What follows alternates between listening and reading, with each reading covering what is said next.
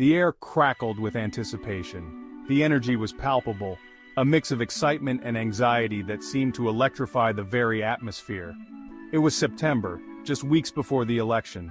The leaves were turning, signaling a change in seasons, and perhaps a change in leadership. The first presidential debate was about to begin. The candidates were like players on a field, each preparing for the match of their lives. All eyes were on the stage. The nation, and indeed the world, was watching with bated breath. The fate of the nation, it seemed, hung in the balance. Every word, every gesture could tip the scales. The incumbent, President Joe Biden, carried the weight of the world on his shoulders. His experience and calm demeanor were his strengths, but the pressure was immense. His opponent, the bombastic former President Donald Trump, was eager to reclaim his former glory. His charisma and bold promises had a magnetic pull on his supporters. The stage was set for a clash of ideologies, a battle for the soul of America. It was more than just a political contest, it was a fight for the future. The debate hall buzzed with nervous energy. Conversations were hushed, and the air was thick with anticipation. Journalists, politicians, and celebrities alike held their breath. The media frenzy was at its peak, capturing every moment, every nuance. This was more than just a debate. It was a referendum on the direction of the country. The stakes were incredibly high, and everyone knew it. Would America choose Biden's steady hand and experience? His policies promised stability and a return to normalcy? Or would they be swayed by Trump's fiery rhetoric and promises of a return to greatness? His vision was bold, but divisive. For months the polls had been tight. The nation was on a knife's edge, with neither side willing to concede an inch. The nation was bitterly divided. Families, friends, and communities found themselves on opposite sides of a deep political chasm. The stakes had never been higher. The outcome of this debate could very well determine the future of the country. As the moderator announced the start of the debate, a hush fell over the crowd. It was a moment of collective breath-holding, a pause before the storm. The world watched, waiting to see who would emerge victorious from this pivotal moment in American history. The implications were global, and the tension was universal. From the outset, something seemed off.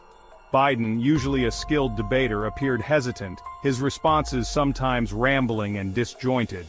Trump, sensing weakness, pounced. He unleashed a torrent of insults and accusations, painting Biden as weak and senile.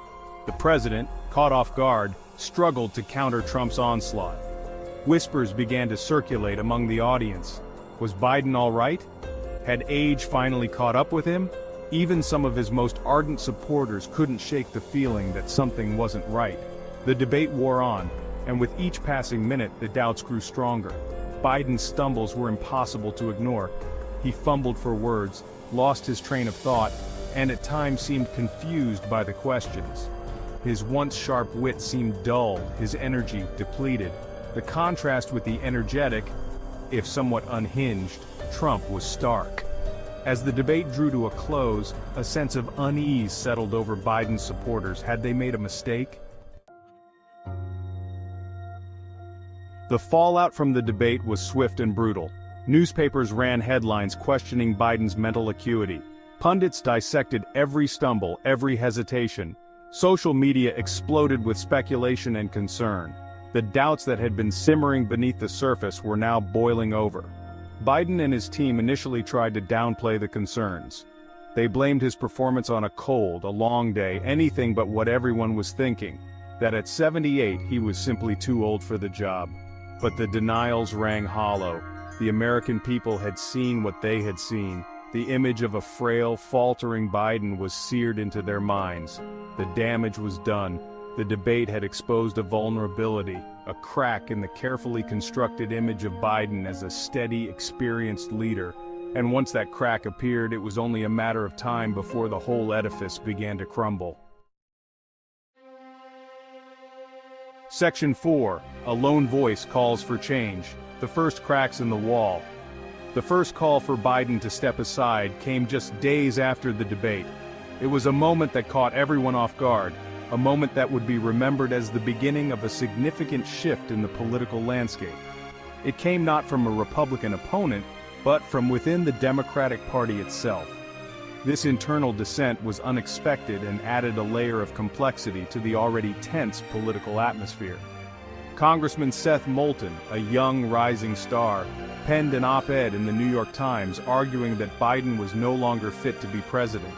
Moulton, known for his boldness and willingness to challenge the status quo, did not mince words in his piece. Moulton's op-ed sent shockwaves through the political establishment. It was a bold move that many saw as a direct challenge to the old guard of the Democratic Party. It was one thing for Republicans to attack Biden's age and fitness, but for a Democrat to do so, and so publicly, was unprecedented. This was a clear sign that the party was grappling with internal conflicts and doubts about its leadership. Moulton argued that the stakes were too high, the country too divided, to risk another 4 years of a president who was clearly in decline. He painted a picture of a nation at a crossroads, needing strong and decisive leadership to navigate the challenges ahead. He urged Biden to put the country first and step aside for the good of the party and the nation. Moulton's plea was not just a political maneuver, it was a call to action for the greater good. Moulton's call was met with a mixture of praise and condemnation. Some saw him as a hero, a voice of reason in a time of uncertainty. Some lauded his courage, his willingness to speak truth to power. They believed that Moulton was doing what needed to be done, even if it meant facing backlash from his own party.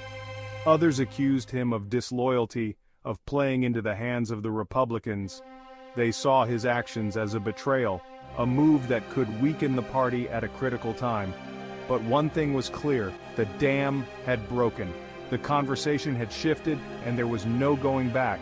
The Democratic Party was now forced to confront the issues that had been simmering beneath the surface.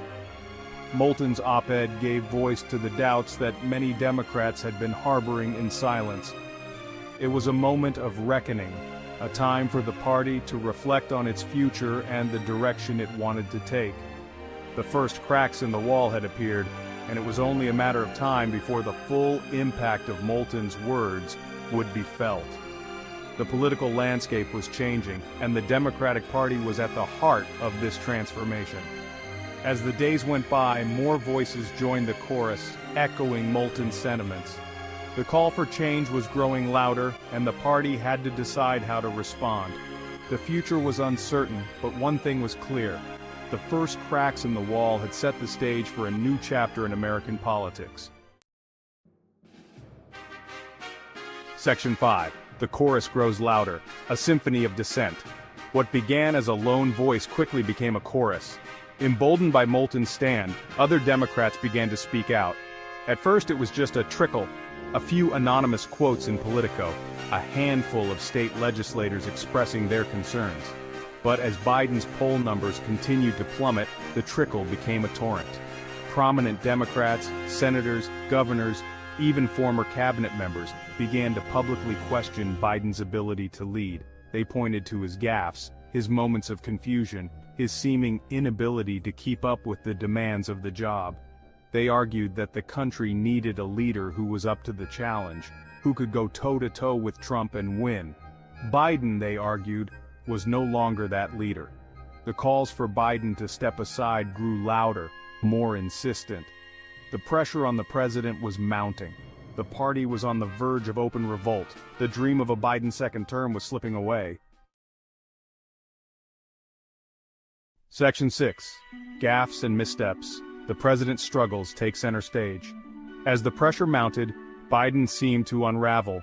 The weight of the office, the constant scrutiny, and the relentless pace began to take their toll. The gaffes, once infrequent, became more common, more embarrassing.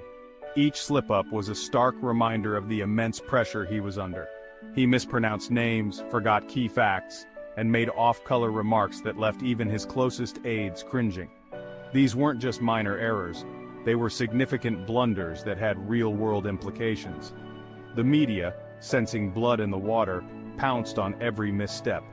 Headlines screamed of incompetence, and news cycles were dominated by his errors.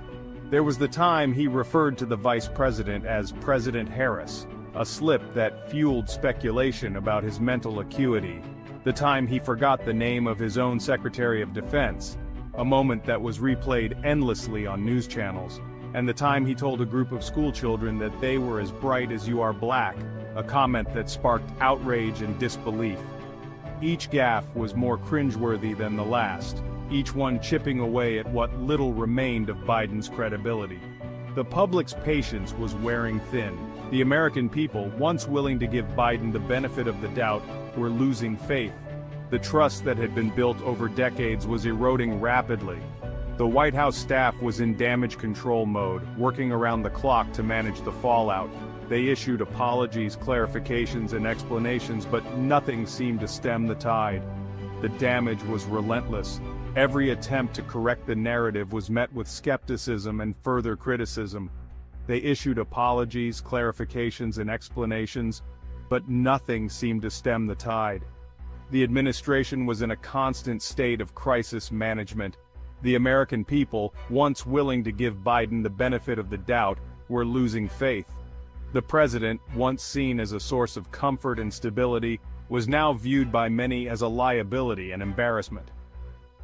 The American people, once willing to give Biden the benefit of the doubt, were losing faith. The trust that had been built over decades was eroding rapidly. The president, once seen as a source of comfort and stability, was now viewed by many as a liability and embarrassment. The narrative had shifted dramatically, and the road to redemption seemed increasingly steep. The president's struggles were no longer just political, they were deeply personal. The weight of the office, the constant scrutiny, and the relentless pace began to take their toll.